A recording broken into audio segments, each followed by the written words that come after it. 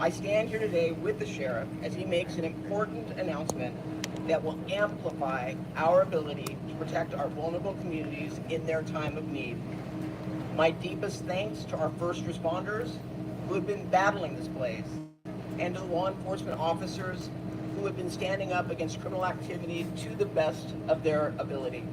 I am confident that these steps we are taking today will give us extra leverage and support needed to really crack down on this important issue. To our residents, we stand with you and will continue to stand up for you. It's frustrating to me when we ask people to evacuate. Their greatest fear is, am I going to come back not only to a home that's standing, but if it is standing, have people come in and burglarize my home. They shouldn't have to make that choice. So with that, I would like to introduce our Los Angeles County Sheriff, Robert Luna. Thank you, Supervisor. Just so all of you know, her leadership's amazing. And we've been on the phone consistently with a lot of the challenges that we're facing, but we remind each other we're facing them together. We have a lot of good things going on. So as we're working through this, I want everyone to know that the Los Angeles County Sheriff's Department has officially requested the support of the California National Guard for both fires, at least in LA County, both the Palisades and Eaton fire. We are in the process and will coordinate deployments for any additional requests through the county. And just so everybody's aware, in order to request mutual aid, at least for law enforcement, in Los Angeles County, I'm the primary regional coordinator for that. So the request was made through our department, but we are working in collaboration with the Los Angeles Police Department, Chief Jim McDonald, Chief Gene Harris, who joined here to the left, and then the Chief Ramon Bautista from the Santa Monica Police Department. And then any other chiefs of police who may need additional resources as a result of these fires, we'll make sure that we do that.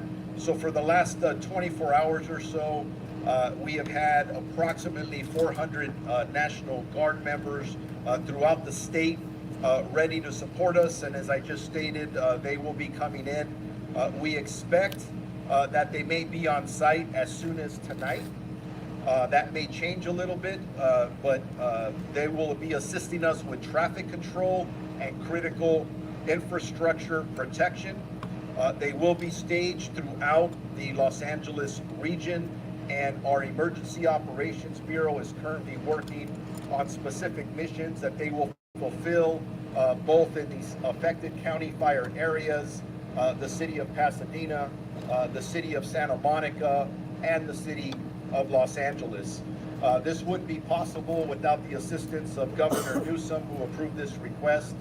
He's been consistently on the phone with our leadership asking what that we need, and we're very grateful for that.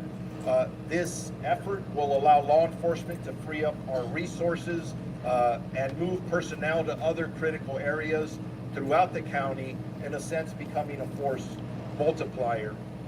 I'm going to switch gears a little bit now. Earlier, there was a lot of questions, as there should be, about the death toll here in Los Angeles County as it specifically relates to the fire. Anytime I talk about numbers, whether they are fatalities or we're talking about potential looting arrest, I'm going to tell you something. The number just continuously fluctuates, and it's because we're still in a very chaotic scenario. And just to give you an idea, and I'm surrounded by a lot of firefighters, and the fire chief will come up and talk next. We're still working in a very fluid and active environment, meaning that there are still spot fires going on in areas, there's gas leaks. So when people are asking us for numbers of fatalities, we want to give them to you, but we have to wait until it's safe for our personnel to be able to go in there and do this right.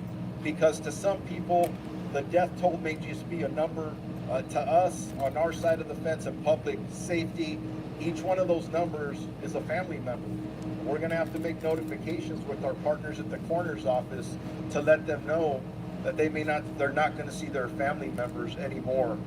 So just again, it's preliminary and it's absolutely going to change. But as of right now, and we stated this yesterday, we do have a confirmed 5 deaths between Palisades and the Eaton fire.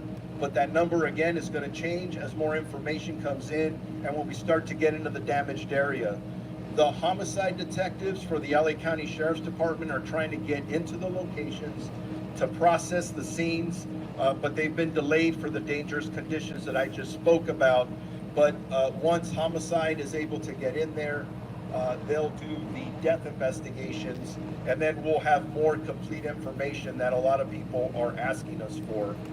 I also want to mention that our team has been working on a curfew. Our goal is to attempt to implement a curfew within the specific impacted areas around the 2 fire areas, both for Palisades and Eaton. As we work through the legal process to get that done, the goal is to try and implement it tonight. If we're not able to do that, that may happen maybe by tomorrow night. That curfew looks like it'll be from 6 p.m. To 6 a.m. Again, 6 p.m. to 6 a.m. That will be the goal. We will be enforcing that. I think if most of you heard our press conference earlier today, we had a number of looting arrests throughout the entire county region. That is unacceptable behavior. Having additional resources, having the National Guard with us, which will augment those resources, will help send a stronger message, keep people out of the impacted areas so we don't continuously victimize the people who have already been victimized, who have lost their homes. So we'll continue to work on the evacuation orders as soon as we can. We'll give you more specific information, because a big legal part of that is that we have to notify our community of what it is and how that works. And just to wrap up for us, we have increased resources for our burglary and looting suppression. Unfortunately, there have been crimes out there that have been reported to us by residents who have evacuated their homes. Our deputies continue to do an amazing job of conducting humanitarian missions, and they've had many rescues. And I do want to stress that the majority of the people they are having to rescue out of homes and vehicles are individuals that chose not to evacuate, not only putting themselves in danger, but putting the first responders in more significant danger. So please, you hear this over and over, when somebody tells you to mandatory evacuate, please evacuate. Preliminarily, I know we're talking about 20 arrests. Preliminarily, we have about 12 arrests related to looting. And again, that number hasn't been confirmed. We're checking that. We're also getting the number of about 16, and that's at the multiple impacted areas throughout the county of Los Angeles. But we'll continue to collaborate. And as I stated earlier, I'm in constant contact with the California Office of Emergency Services. That's where we made the official request for the California National Guard. I've been in communication with the Commissioner of the California Highway Patrol. He's offered his assistance, and we've deployed with his partnership or collaboration multiple CHP officers for traffic control around the area. My last item is this. If you have any questions about current evacuation orders or warnings, or the many street closures that we have here in Los Angeles County, please visit lacounty.gov/emergency for updated information. And with that, I am going to now introduce the Fire Chief for Los Angeles County, best looking Fire Chief, Tony Maroney. Thank you, Sheriff Luna and Supervisor Barger, Chair of the Board. So I'm going to limit my comments to an update for the Eaton fire here in Los Angeles County that's affecting the unincorporated community of Altadena, in addition to the cities of Pasadena, Arcadia, and Sierra Madre. We remain in unified command. However, we have added one unified command partner. CAL FIRE Incident Management Team 3 has been assigned to the incident to assist with recovery operations. Recovery operations consists of trying to coordinate all of our human remain detection teams that will be going house to house to make sure that we can account for anybody who's been killed in the fire. Also setting up community recovery centers. They're also going to be doing damage inspection coordination for us. So the Eaton fire is now estimated to be 13,690 acres. It's grown since our morning press conference because the fire is making a run towards the historic Mount Wilson area. We are still at 0% containment, but we now have a better estimation of the number of fire personnel assigned to the incident. We're now at 1,527 personnel assigned, and like this morning, additional mutual aid resources to continue to arrive to assist in the firefight. This morning, we did have a firefighter suffer a significant injury in a fall. That firefighter is resting comfortably at an area hospital. He's in stable condition, and he is expected to make a full recovery. We now have a confirmation that we have a potential for over 4,000 to 5,000 structures damaged or destroyed. The definition of a structure could be a single-family residence, a multifamily residence, a commercial occupancy, an outbuilding, or a vehicle. So this morning I reported 1,000. We are now reporting 4,000 to 5,000 of those types of structures. The cause of the fire remains unknown and under investigation by the Sheriff's Department along with the LA County Fire Department and the U.S. Forest Service. The reason that the sheriff is going to be reporting fatality information, because the cause of the fire is unknown at this time. If it turns out that this was an arson fire, any death that relates from an arson fire is considered a murder, and the LASD investigates those types of crimes. The number of resources assigned to this fire siege has increased significantly, and we are in a much better posture than we were on Tuesday and Wednesday. Out-of-state resources continue to arrive in LA County, and we're appreciative of to all of our firefighters from throughout the Western United States for providing assistance to Los Angeles County in our time of need. Regarding the current red flag warning condition, as I stated this morning, it's going to continue for Los Angeles County and much of Ventura County through Friday, but I think we all realize that the winds have significantly diminished after the PDS was canceled 4 p.m. yesterday. So we're hoping that the weather is going to continue to cooperate so we can get some perimeter line in on the fire. I would now like to invite up the Operations Section Chief for California Interagency Incident Management Team 5, Don Fraguglia. Okay, good day everybody. Like Chief said, my name is Don Fraguglia. I represent California Team 5. I'm going to give you an operational update on what's going on the fire right now as we speak. And I'm going to talk a little bit to the map behind me just so you know, and I'm going to use a pointer since it's kind of a small map. Okay, we're going to start over here on the right flank of the fire. This is Santa Anita Canyon. We're currently actively engaged there with several hotshot crews along the road and along the canyon bottom, and we're being successful. Throughout the day today, we've had rotor wing, the opportunity to fly rotor wing and fixed wing aircraft. The winds are still pretty high up there, so it's kind of a hit or miss deal.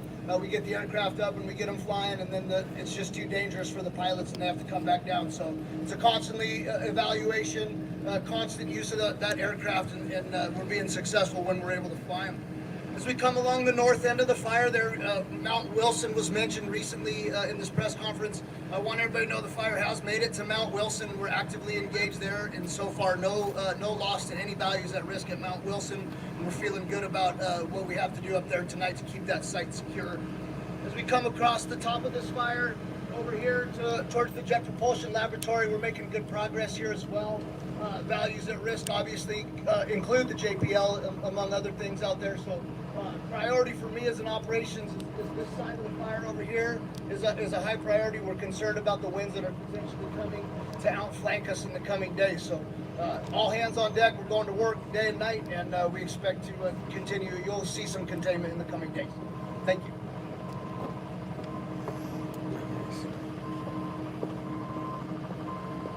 Thank you from the Operations Section Chief. So next up, we'll have the Arcadia Fire Chief, Chen Swin.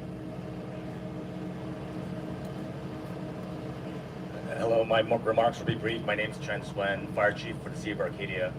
I just wanted to express my deepest gratitude and our deepest gratitude to our community, to our public safety partners up here, many who are standing up here just for their work on the East End. I wanted to provide an update, a website for our Arcadia residents and businesses. You can visit www.arcadia.ca.gov/2025 windstorm, or visit any of our social media platforms. Thank you.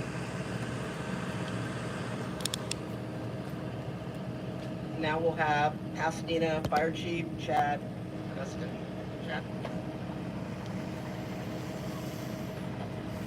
Good afternoon, Chad Augustine, Pasadena Fire Chief. Thank you so much for being here today. I had the opportunity to fly this fire this morning, and the level of devastation is staggering. We're extremely thankful for all of our partner agencies here, local, state, and federal. We could not get a handle on this fire without them. For my residents, we're committed to get back to full restoration as long as that takes, and you'll have the continued support of everybody here in order to do that. Thank you. And then Sierra Madre Fire Chief Brent Bartlett. Good afternoon, Brent Bartlett with the City of Sierra Madre Fire Chief. And as my peers have already mentioned, thank you goes out to our partners in the efforts to managing and getting this under control. As far as for my community as well, future information can be found on the city's website, Sierra Madre, cityofsierramadre.com. And our next move is going to be looking at recovery and repopulation after we're getting a better assessment of the damage within our area. So again, thank you for the opportunity. I'd like to introduce Congresswoman Judy Chu for our next speaker. I'm Congressmember Judy Chu, and I just took a tour of the destroyed areas led by Mayor Victor Gordo, and I could not believe the destruction of Altadena and Pasadena. Mariposa Junction, which had so many thriving small businesses, gone. Institutions like the Altadena Library and the Altadena Community Church, destroyed and gone. The homes that, so many homes that we saw with so many memories, gone. But one thing I have to say is that I have to really appreciate the first responders for making sure that the destruction was not even greater.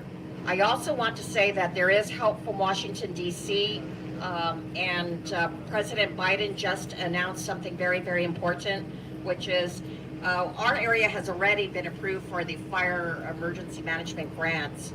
It provides reimbursement for 75% of the firefighting costs. He just announced that he will reimburse 100% of the costs over the next 180 days. This is so important. The other thing I want to announce is that FEMA worked overtime to get their website going so that now you can go to disasterassistance.gov, input all your information, and you can see what you are qualified for and can get your place in line for disaster assistance.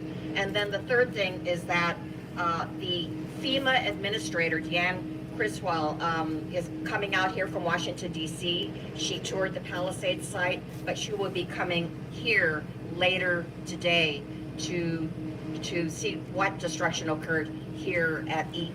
And this is very important because FEMA has so many resources that individuals, small businesses, but also cities and locations can take advantage of, such as the clearance of roads. So help is on the way, and I know that we will get through this.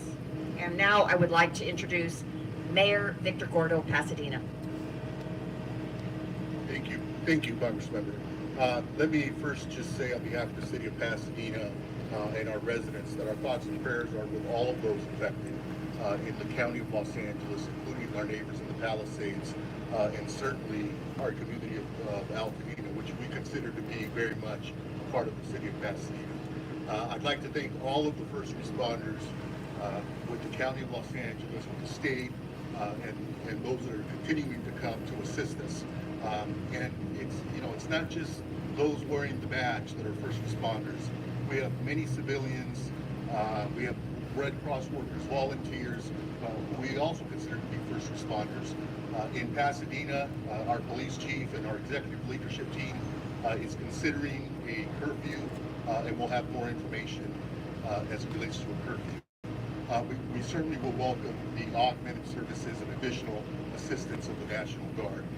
And again, thank you to Sheriff Luna, thank you to the supervisor, chief, all chiefs for the work of your departments individually and collectively. We're asking if you are under a mandatory evacuation order. Those orders have not been lifted. And so we're starting to see people go back into those areas. And our message to you is stay out of those areas until you hear officially that the orders have been lifted. And you will hear that official word from the county and in the city of Pasadena, from the city of Pasadena. Thank you very much.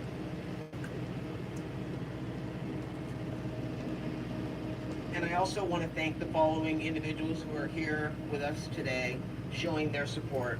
State Senator Sasha Renee Perez, Assembly Member John Harabedian, Assembly Member Jessica Caloza, Pasadena Police Chief Gene Harris. We truly do greatly appreciate you all being here. I know I've seen you more than I've seen my husband and my dog in the last week.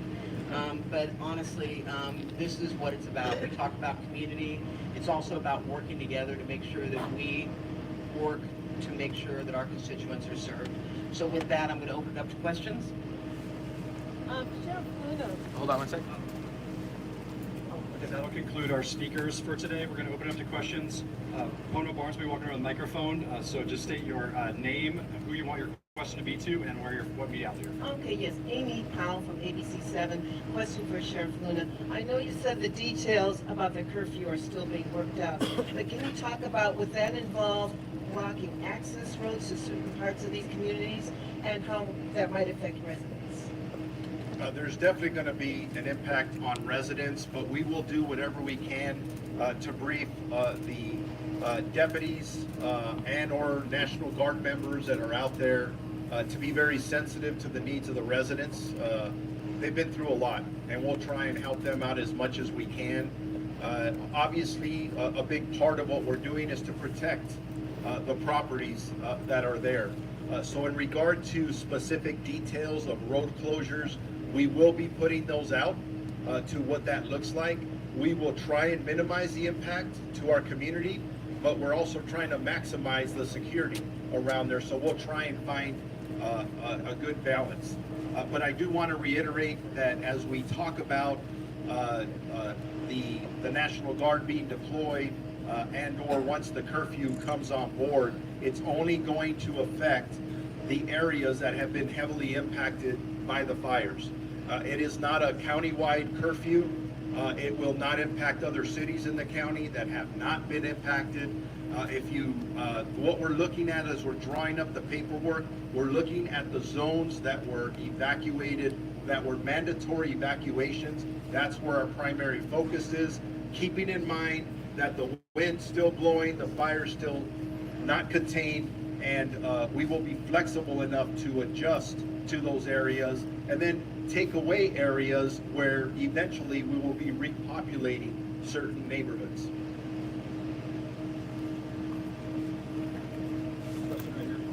For Congresswoman Chu, can the items that President Biden has ordered be undone after January 20th? That is a very good question, and executive orders can be undone by the next president. But I just hope that President-elect Trump sees that he needs to be a president for all of America, and wildfires don't have a political party. They don't. And if he wants to represent all of America, then he needs to make sure this continues to go through for the next 180 days. Sheriff Luna, Joe Kwan with Spectrum News 1. This may be a dumb question, but as far as the curfew, is somebody walks in at past 6 p.m. in those evacuated areas? How will that work? Just so, I've seen a lot of people walking just to see if their homes are okay, their neighborhoods are okay, they're frustrated. How is that going to work? They just cannot walk in there, they'll get arrested? Just lay that out for us. Yeah, it's not a dumb question at all. It's a very good question. Our deputy sheriffs, police officers will use very good judgment, common sense. They'll approach people, they'll ask them questions. Obviously, one of the first ones is, where do you live? They want to make sure that they belong there. If you don't belong there and can't explain why you're there, or it doesn't make sense, there will be further questions. The last thing we want to do in law enforcement is arrest somebody. We don't want to take enforcement action. We're out here, we're on a life-saving mission with our partners at the fire department, right? But if you have individuals, and we've unfortunately encountered many, not only arrested for looting, some for trespassing, and I believe our deputy sheriffs have prevented a lot of crimes from occurring just from confronting people and asking them the very questions I just gave you examples of. So we will continue to do that. But we'll listen to our community consistently, because if we're doing something that is causing a significant inconvenience to the residents who live there, we will adjust. But remember, the mission is to protect those neighborhoods from anybody who wants to do harm. And unfortunately, we've had some people trying to do that. I just want to follow up. I know that some of our electeds were on a phone call today, a Zoom call with our town council. They are elected for the county unincorporated area of Altadena, elected by the people of Altadena, and this was a request that they made. And mind you, the person that made the request lost her home. But she's doing it for the residents up there. I got a text last night from someone who evacuated, who can't get back up, whose home is intact, but has heard there's looting taking place in his neighborhood. So this is done, and I have to believe that the vast majority of the people are going to support it and are going to work with us. And to the sheriff's point, it's not a perfect science, and if you can prove that you have identification to be in there and or belong there, I'm sure the sheriffs are going to work with you. But at the end of the day, if you don't need to be up there, please stay away. It's still very active as it relates to fire, and we still have firefighters doing their job to make sure that it doesn't spread. And then right before the next question comes up, I just want to reiterate to our community that if you see somebody suspicious, somebody who you don't believe belongs there, dial 911. We have deputy sheriffs. In the other jurisdictions, they have police officers that are specifically assigned to what we call looter suppression. But I'm going to tell you something. We have a lot of undercover deputies out there as well. If you call on one of them, I encourage that too, because some of these guys and girls don't look like police officers. I'm telling you that because I'm warning people out there that are going to try and prey on our community. Don't do it. I'm telling you right now, you're going to get arrested. And from my conversation with the district attorney this morning, I've had 2 conversations with him. He's going to prosecute you to the full extent of the law. It is not worth it. Don't try it here. Sheriff J.R. Hall, NBC4. Will the deployment of the National Guard, will they be armed? Yes, sir. They are soldiers, and they will be armed. I won't get specifically with what, from a safety perspective for them. But I don't want anybody in the community to be intimidated by that. Please remember, there are members of the California National Guard that are your neighbors. They're your family members and friends. As a matter of fact, a lot of our deputy sheriffs, police officers, and firefighters are California National Guard. They are our people. Trust them. They're here. They're serving us, and they're going to help us out a lot. And I just want, before we go long. Chief Gene Harris, City of Pasadena. While we're talking Altadena, we've got Lower Hastings Ranch. Hastings Ranch has been impacted. I know you may want to touch on the looting issue. Gene Harris, GENEHARRIS. As you've heard mentioned up here, and I won't beat the dead horse, looting is a very significant issue for us in law enforcement. In Pasadena, we have moved from the rescue and evacuation efforts, now transitioning to the community care and sanctity mission. And we will approach that with a stern approach to anybody wishing to violate the law, as you heard from the sheriff. The days of special orders that allow people to get away and obfuscate themselves from responsibilities of preying on our community are over here. And we're going to take that mission to new heights in making sure that we prosecute to the full extent of the law anyone who comes in the city to take advantage of these folks who have been removed from their home, evacuated from their home, inconvenienced, and certainly having to deal with loss, as you heard stated by the sheriff. So just understand that in the city of Pasadena, we will be very impactful on the way that we interact with folks who are coming in and out of any curfew zone, any area that's precluded from entry by the National Guard and other agencies that will be represented. And we will certainly make sure we are impacting this community.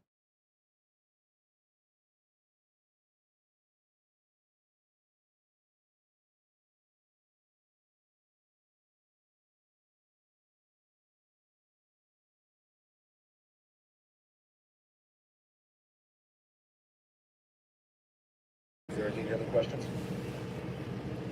Thank you. Hi, Grace Tui, Los Angeles Times. This is for Chief Maroney or any of the fire chiefs. We've heard reports about low water pressure at some of the fire hydrants in fighting the Eaton fire in the Altadena area. Was hoping to understand, did this impact firefighting? Was it an extra challenge you guys had to deal with? Is it ongoing also?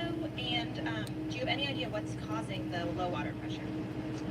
You know what, so I'll answer for LA County and then I'll invite up Chief Augustine to speak for Pasadena, but I have not had any reports that the LA County Fire Department has suffered low water pressure or rain here at this fire. We're in close coordination with the Department of Public Works. We speak to them often, and I haven't been advised of any issues that we've had. I know that there is a boil water directive for the Eaton fire because of the high amount of ash that's in the water. But for firefighting water, I haven't heard that we ran out of water or that we had low water pressure. Chief Augustine, if you could come up and speak to Pasadena's situation. Thank you, Chief Maroney.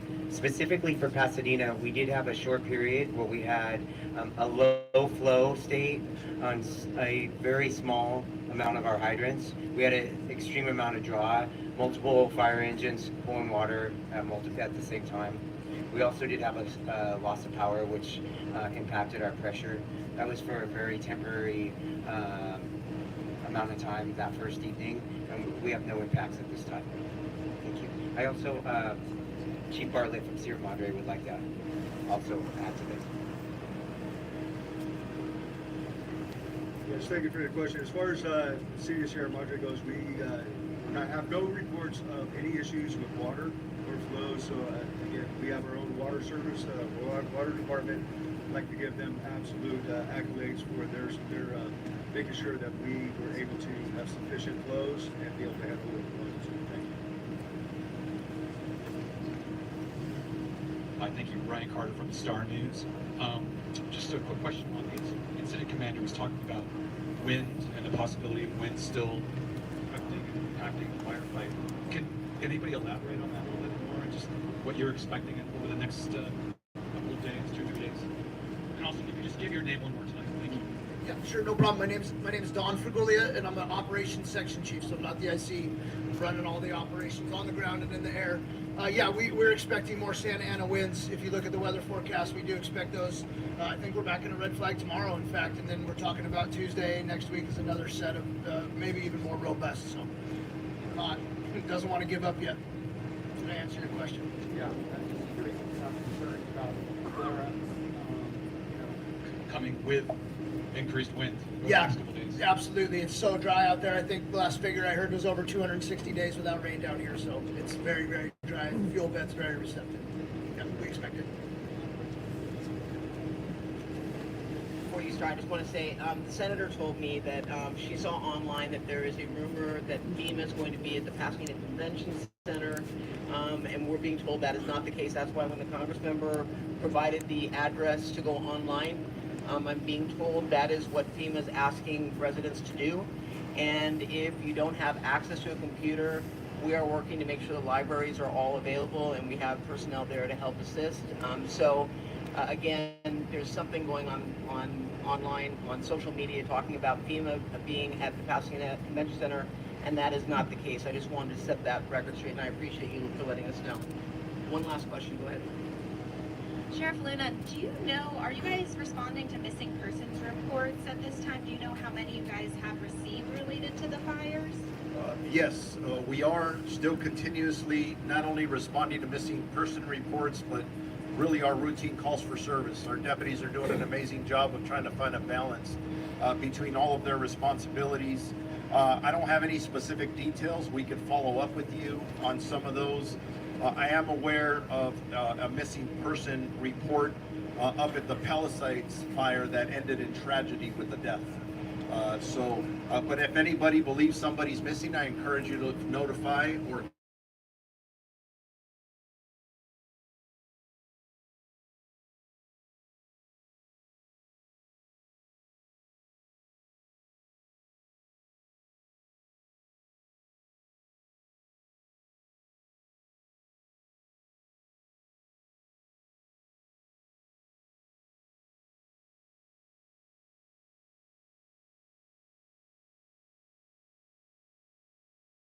Everyone have a safe day. Any media that needs a sidebar for Spanish, we'll have a few Spanish speakers over to the side. So if anyone would like to get some Spanish interviews, we can do